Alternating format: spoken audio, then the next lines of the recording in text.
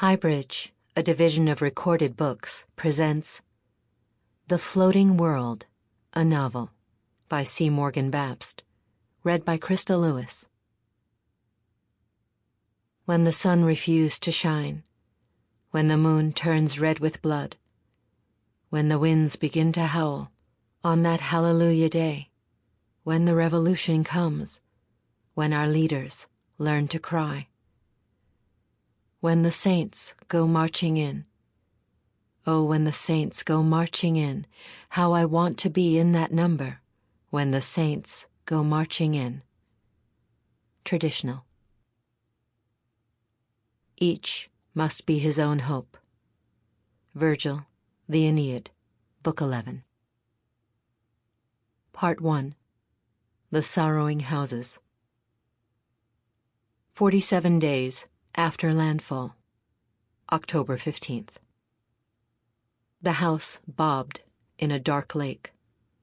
The flood was gone, but Cora still felt it wrapped around her waist, its head nestled on her hip.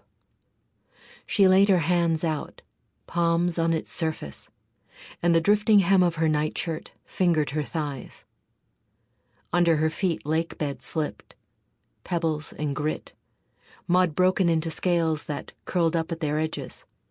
Her legs dragged as she moved under the tilting crosses of the electrical poles, keeping her head tipped up, her mouth open.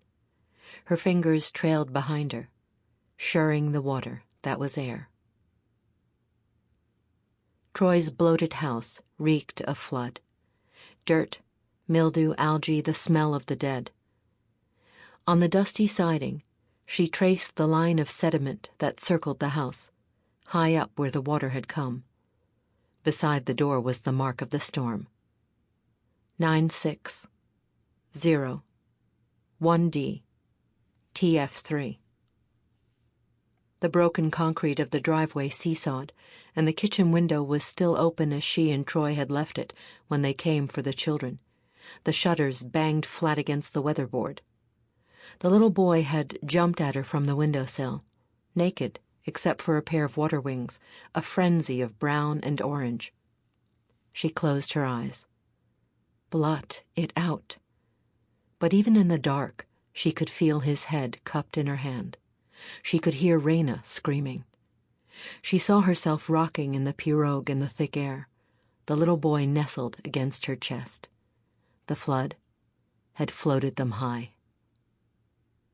Now she got up and put one foot against the siding, two hands on the sill. She strained, scrambled, jumped. She hauled her body up and perched in the window, her muscles trembling. The moon cast Cora's shadow, long and black, across the kitchen floor, where a woman lay, her face no longer a face, only a mess of blackened blood. She shut her eyes. Blot it out. But when she looked again, Raina's body still lay curled, as if in sleep, around the shotgun that was missing from the house on Esplanade, her arm trailing awkwardly behind her, like something ripped apart by a strong wind. Blot it out, Mrs. Ransell had told her. So she had been sleeping. Drugs like a dark river to drown in. But now she felt again the gun recoil against her shoulder. Saw again the light of the blast in the high hall. Blot it out, but she could see, as clear as if it were happening again in front of her now, Troy standing above her at the top of the stairs, the little boy reaching out to stroke his mother's smooth, unmaddened brow. She saw Raina press her face against the window, her eyes plucked out by birds.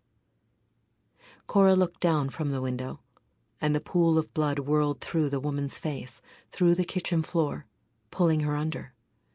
The storm threw a barge against the flood wall. The surge dug out handfuls of sand. The gulf bent its head and rammed into the breach until it had tunneled through to air. The lowest pressure ever recorded, the radio voices said, and the vacuum pulled at her, her nightdress snapping against her body like a flag. Night poured in through the window. Stars streaked down through the sky.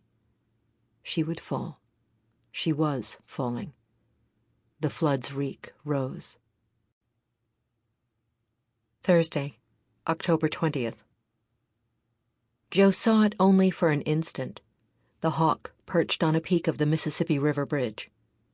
He had never seen a hawk before in the city, but now that the animals had returned, he saw them everywhere. Above all, the little creatures that scuffled and twittered, re-establishing their territories among the fallen pines. Raptors floated in an emptied sky. Joe looked in the rear view to be sure it was a hawk he'd seen and not a vulture or a crow. The mirror reflected only the X's of the steel arch. He might paint it anyway, he thought. The predator with her hooked beak, silhouetted against the river and the illusory sea. At the end of the bridge, he merged onto General de Gaulle, towards his father's nursing home. He had always hated this drive, the elevated highway over the big box stores and the Vietnamese places and the nothing, Tess would say. No, he should have corrected her, not the nothing, the houses. Now that the roofs below him were covered in the Crayola blue FEMA tarps, as if the city was drowning in a cartoon ocean, he hated it even more. But this was the final trip. The West Bank had seen the last of Joseph Boisdore. He made his mouth smile. The physical state affects the mental, and vice versa, Tess had said, dragging Cora out of bed for a walk in the suburban sunshine of Houston.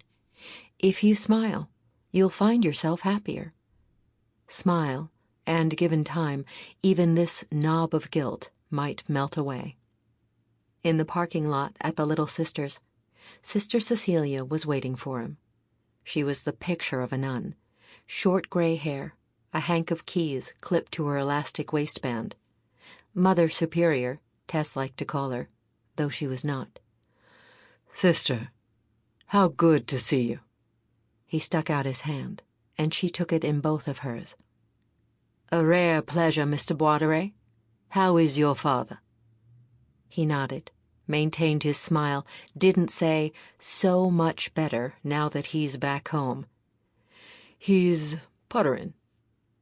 They had all been opposed when he suggested moving Vincent out to the cabin, but his father was better off alone with Joe, somewhere Tess couldn't interfere. Since they'd been home, Vincent had put a French polish on all the good furniture and oiled the rest. He'd been walking around in the felled trees. "So much old-growth pine. You'll let me buy it off you? $10 a cord?" Okay, it wasn't perfect, but the old man mostly knew where he was. "People don't buy good things nowadays," he'd said, last night over red beans. "Particle board crap. Comes flat in a box and you put it together yourself, with plastic pegs." He was so well this morning, Joe had left him there alone. "That's good to hear. We've had a lot of bad news." Sister Cecilia led him in towards the emergency stairs. "Broken" was written big on masking tape across the elevator doors. "Many who couldn't make the transition." Joe nodded as she crumpled her skirt in her fingers, trouser sock above tennis shoe, and began to climb. "I'm sure he's grateful to be getting Tess's cooking more often. He used to really go on about it. So much crab she put in the gumbo, how crispy was the chicken." "Actually, it's just us boys at the cabin, sister, for the time being." Confession was a long habit. "Tess is in the city, looking after our daughter Cora. She's not doing well." Sister Cecilia's hand stopped on the railing, gripped it the way you grip a tool. "I'm sorry to hear that." She took another step. "This has been hard on many married people. Hard on everyone. I hope you will find a way to reconcile." "Yes, sister." He paused on the landing to catch his breath and looked up at her. It was amazing how much they understood, nuns, considering how little they had experienced, but hard was an understatement. "I think we will. Tess just needs time to take it in." "And you do not need time." Rembrandt could have painted her, the judgmental patience in her face. "Pop grew up in that cabin, you know," Joe said. "Been in the family since 1815. I do think the familiarity's doing him good." She nodded. "I will pray for you." They walked up the remaining floors in silence. He was breathing hard, otherwise he would have felt odd, being with somebody now without going over all of it. How did you make out? And I guess we always knew those levees weren't worth shit, and happened to know a tree man who can do a job quick. If it was late, if there'd been drinking, or even in the day, in a dimly lit hardware store with the doors jingle bells gone quiet, if it was just you and him, if there was trust, you might talk of other things. "Did you hear about the shooting on the Danziger?" It was not an act of God. "They pulled AKs on me in my own goddamned house." It was not a natural disaster. "You think they might have blown the levees, like they did in 27? It was man-made. You think a one of them is going to be called to account?" An act of man. The battery-lit stairwell was a column of heat, and sweat ran down his chest, but Joe reminded himself to smile. Otherwise his chest might start burning. Smile if you want to feel happy. Move if you need to feel strength. On the 9th floor, Sister Cecilia waited. She was breathing lightly through her nose. "You're in great shape, sister," he said as he huffed up the last steps. "Last spring, some of us gave up the elevators for Lent." A smile flickered on her mouth. "I kept it up for the sake of my heart, but now I wonder if the Lord was not preparing us." When they came out onto the floor where his father had lived for 5 years, wheelchairs were stalled at odd angles in the hallway, and a humid murk of urine, mildew, and microwaved food hung in the air. Sister Cecilia's Reeboks squeaked on the linoleum. They turned beside the nurse's station, where a beach scene in paper ribbon still hung above the filing cabinets. Construction paper sun, corrugated sea. The door to the room across from it was open. Inside, Joe saw the usual plastic-wrapped mattress, the vacant stare of a television screen. Now, though, a pane of the window was cracked, the glass split but still together, as though someone had tried and failed to escape. At the end of the hall, Sister Cecilia was weighing the 2 ends of her keychain in her hands, her straight form in bloomy cotton backlit by the window. "Sorry." As he lifted his hand from the arm of a wheelchair, blue imitation leather flaked off in his palm. Somehow he hadn't expected that the room would be just the same. Laundry overflowing the hamper, slippers stepped out of beside the bed. Damage was normal now. The bathtub ring around the city, the misplaced houses and overturned cars, their home on Esplanade wallpapered in mold, a magnolia tree in the kitchen, his unfinished sculptures of dogs and children hanging in the dying branches, their furniture all crammed into the Doby's house, their boxes in the storage barn. He and Tess were not speaking to each other, and Cora was not speaking at all. The thoroughness of the destruction almost kept you from remembering what had been destroyed.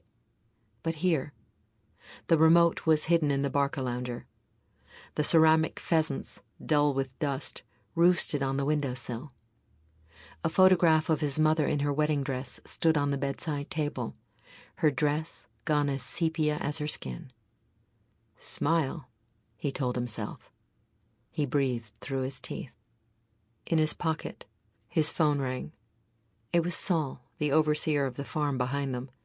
He looked at Sister Cecilia, stationed in the corner, and took the call. "Hey, Joe." "Yeah?" "You aware your dad's out walking along Lee Road? I pulled over to see if y'all was in trouble, if he need any help, but he just waved me on." The muscles between Joe's ribs seized up, and he bent over as if just to grab his father's pajamas from the foot of the bed. "You're in over your head," Tess had said. "He seemed all right, to be fair. Said he was out looking for the dog got loose." "We don't have a dog." "Well, shit. I couldn't recollect if you did or you didn't." "Can you try again?" "Would if I could, Joe, but I've been 20 minutes driving before I could get any signal, and now I'm at the feed store.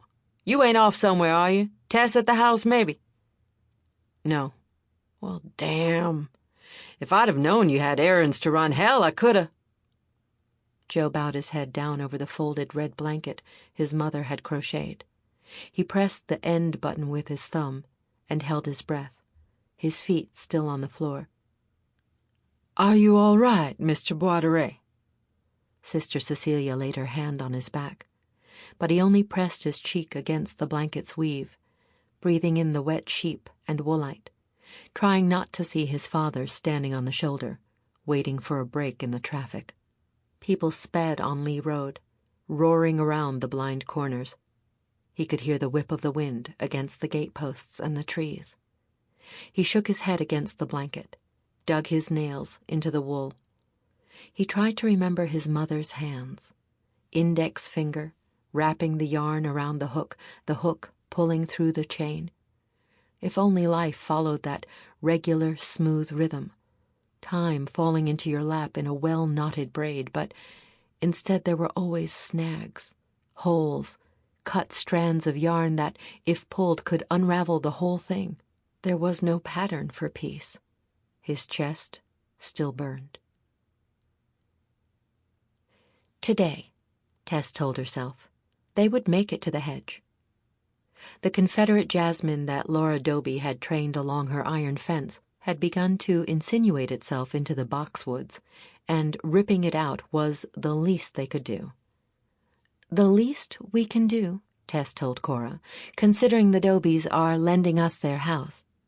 The main objective, of course, was just to get Cora out of bed, but Dan Doby really had been so sweet. The way he'd just thrown his house keys at her through the car window as he and Laura headed out of town.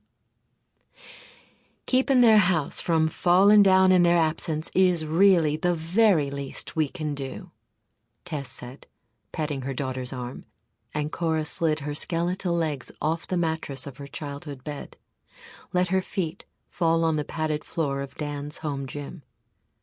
Cora then stood up under her own power and walked, her bony knees trembling, all the way to the hall door. Cora's nightgown was half tucked into the seat of her underpants, but Tess had not made a move to fix it, worried that that would break the spell. Her daughter was on her arm now. They were descending the stairs. Tess held on to the banister, feeling a bit unsteady herself. She saw how one might think neurosis could be catching. They used to joke about it in the office.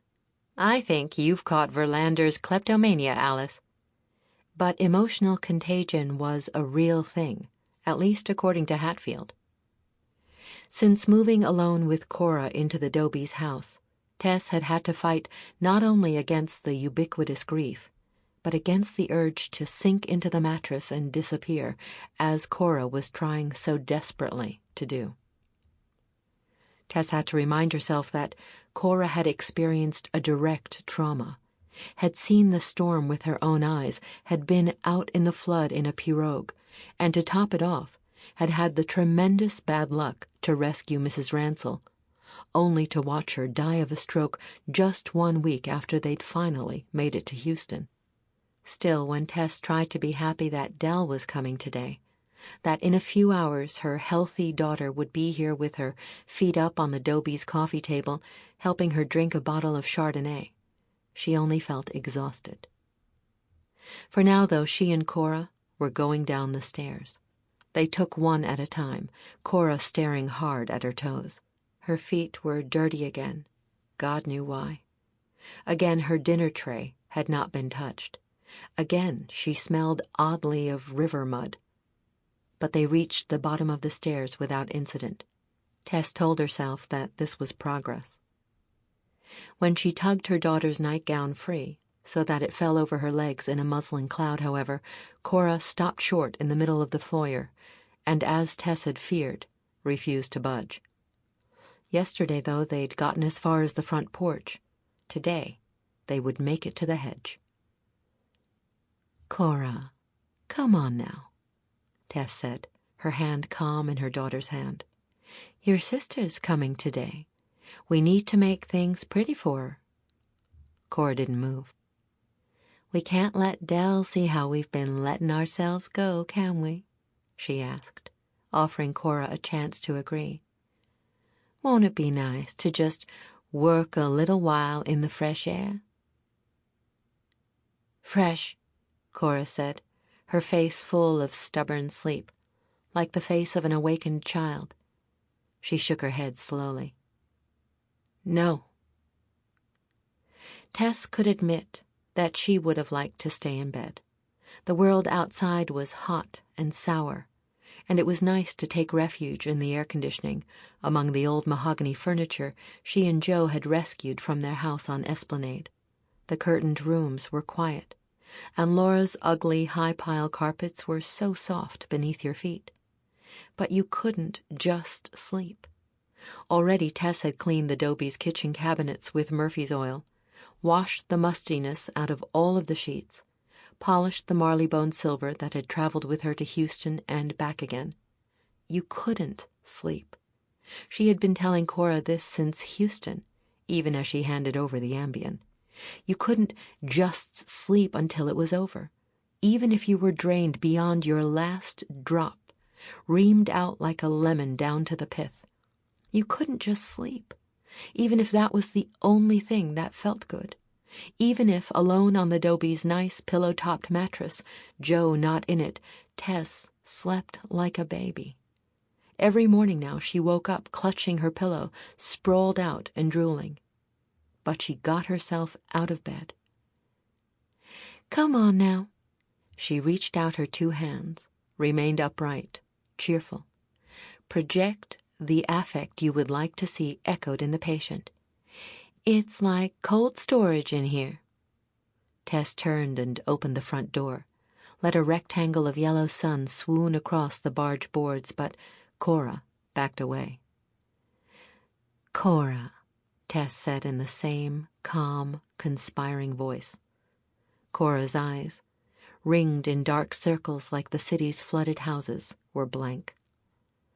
"Cora," she said again, more forcefully now. But Cora just stared straight ahead, as though she knew no one by that name. "Sheba!" Vincent put his foot down between the logs, hollered. "Sheba! God damn it, you come!" Heat dripped down the insides of his thighs like urine, and a smell of waste rose up out of the knocked-down trees. A hamster cage rot wood smell, not like the sharp, clear smell of sanding and saws, like trash, like a bedpan tipped over, soiling the sheets, like the dog dead, flies clustered on her eyelids. "Sheba!" Out over the forest, something had come.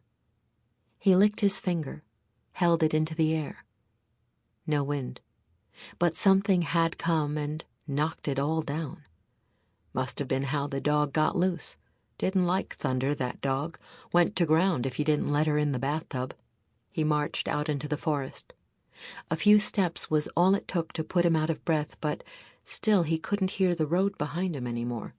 He looked over his shoulder. Couldn't see the road. "Mr. Vincent, where you headed?" Some old redneck pulled up off the shoulder in his dually, thinks he's a big man. "You sure you should be out here by yourself?"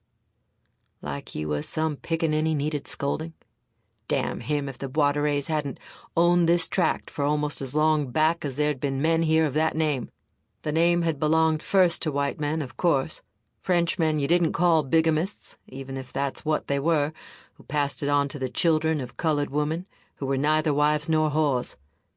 Adelaide was the only name she had, but then her grandson was Boisdore, or so it was written on the deed to these 180 acres when it was given to him in exchange for his service in the 1812 war, though landowning in even so great a parcel did not convey the rest of what it should have: personhood, a vote. And now even the trees had been knocked down. Vincent squinted to see how far this all went, whether tornado or hurricane. Far. Out in the distance, scavengers circled in the air. They had found her near to the edge of the property, Sheba. Flies encrusted in the grayed fur around her eyes. A shameful thing to have forgotten, and then for him to go calling in the woods for a dead dog like a fool. Pop, they say it's dementia, nothing to be ashamed of. Damn them if it was nothing to be ashamed of, a grown man wetting his pants. And the dog was under the soil these 25 years, under a stone angel Sylvia had bought her, had her name carved in it, and those narrow dates like a tragic child, except she'd been an old dog when she died. He'd picked her up in his arms and felt all those lumps the veterinarian said were benign, brushed her face clean, almost laughed at the dirt on her, paws clay-red from digging, dug till her heart had stopped. She must have been hunting. Moles, maybe it was, though in all his life he'd never seen a mole. But that dog always went out with a purpose, her nose to the ground, flung back the mud with quick claws, shovelfoot. You wanted her to dig post holes for you, but she had her own ideas. They all had their own ideas, comes down to it. Your purposes were never good enough for them. Build a business and watch them turn up their noses. Build a home and watch them run away. To Texas, to Esplanade Avenue, with some white girl's money. Nothing you ever did was good enough, not even the cabin, which his father said by most to be the finest cabinet-maker in the South since the Butterfly Man had built by hand, each board cut to notch into the next, so that there wasn't a nail in the whole house they hadn't hung a picture on. But it wasn't good enough. Not for Joe under Tess's thumb, not even the sleeping porch. The pleasantest place to spend a night. A little breeze and the fireflies blinking was good enough. No, they'd torn it off and built a 2-story camelback addition that looked like it had fallen from the sky, like one of those L-shaped bricks on the kids' Nintendo game. He wanted sometimes to turn off the water and lead them by candle to the outhouse, show them what for centuries had been just fine.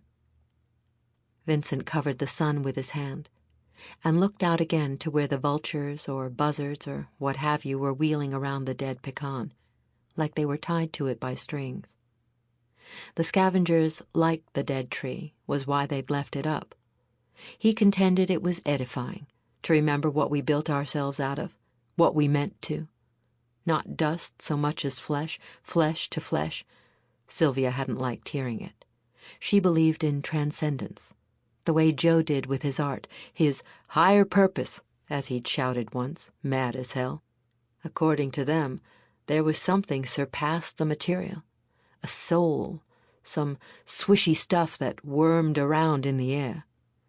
He didn't have much talent for religious feeling, though he went to church regular, even now that Sylvia was gone. What's an hour every Sunday and a few fish dinners compared to even the slimmest possibility of an eternity in paradise, she'd say. He'd never had a problem with her fish dinners, no matter what day it was, but transcendence was not something he had much truck with. He liked making things you could sleep on, sit in, things that had function. And it comforted him to know he would be recycled, as the kids would put it, become a buzzard, even a little worm. He could blink and be there and hardly know the difference the way his mind was going. Blink, and you're tunneling through the darkness, the mud cool and soft on your sides. Blink, and you're afloat on a cushion of air, scanning for death on the weather-beaten ground. The plane tilted low over Kenner, too low, so that Dell could read the names on the buildings, see the dogs, boxes, lumber riding in the beds of trucks. The white guy in the middle seat leaned over her and peered out. He'd been gone since the storm, probably, like a lot of the rest of them who had congregated around the podium at LaGuardia, introducing themselves, talking like it was some kind of family reunion. Dell looked away. She'd chosen the window seat as she had ever since she'd gone away to college 8 years ago. She'd liked looking out of the plane window at the bridges over the lake, the highway over the swamp. Sample complete. Ready to continue?